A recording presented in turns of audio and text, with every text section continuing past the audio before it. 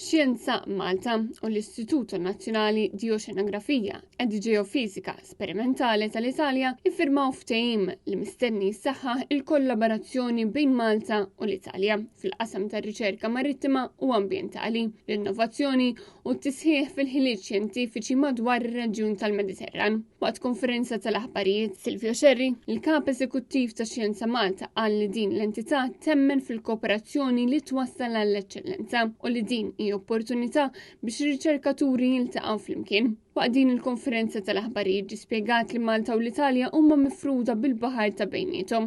Madankollu dejjem kienu maquda bl-istorja, il-kultura u anke l-identità tal-Mediterran. Għalhekk din hija opportunità sabiex flimkien jaħdmu biex jindirizzaw sfidi differenti fosthom it-tibdil fil-klima u dan il-ftehim jagħti bażi ċara li fuqha tista' ssir ir-riċerka. L-Istitut Taljan josserva l-oċean u dak kollu li qed jiġri fih, jagħmel ukoll quality control, jagħmel riċerka biex jifhem is-sistema marittima fil-Mediterran u jagħti l-appoġġ lil deċiżjonijiet li jwasslu għal baħar aktar sostenibbli. Waħda mill-attivitajiet li ġiet imnedija wara l-iffirmar ta' dan il-memorandum kien propju Amare Med 2026 li huwa programm internazzjonali ta' taħriġ avvanzat u li din is-sena qed isir f'Malta. Dan il-programm ilu jsir sa mill-2017 u kull edizzjoni tella f'pajjiż differenti fil-Mediterran. L-edizzjoni tal-2026 qed issir bejn 22 u 26 ta' Ġunju fil-faċilitajiet ta' Xjenza Malta bil-għan li tkompli tissaħħaħ il-kollaborazzjoni xjentifika fil-Mediterran u jitħarġu r-riċerkaturi fil-qasam ta' xjenzi marittimi.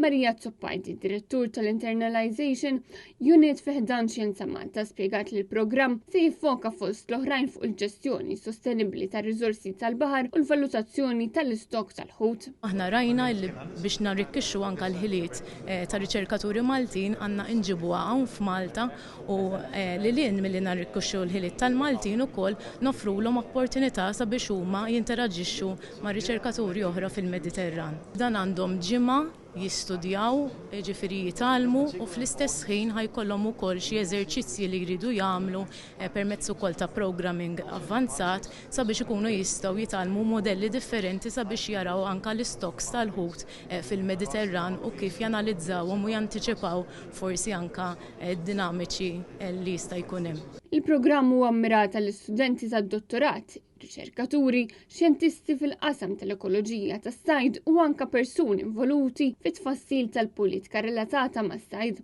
u 7 riċerkaturi Maltin se jkunu qed jieħdu sehem f'din l-edizzjoni.